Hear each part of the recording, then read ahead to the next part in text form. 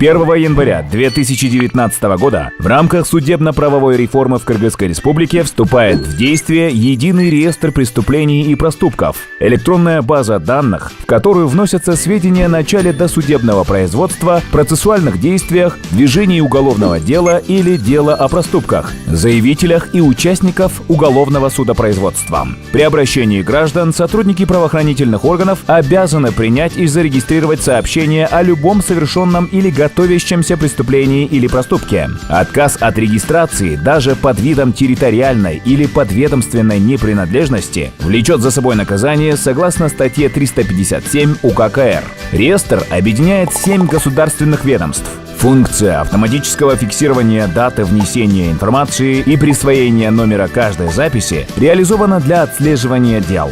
Каждому делу присваивается уникальный номер с QR-кодом.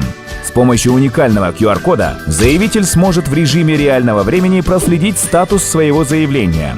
Достаточно отсканировать QR-код на талоне с помощью мобильного устройства. ЕРПП позволит улучшить оперативность расследования, сократит финансовые затраты, а также повысит качество расследования. Реестр минимизирует коррупционные риски и риски фальсификации материалов, обеспечит доступ к материалам уголовного дела в онлайн-режиме и установит прозрачные отношения между гражданами и правоохранительными органами.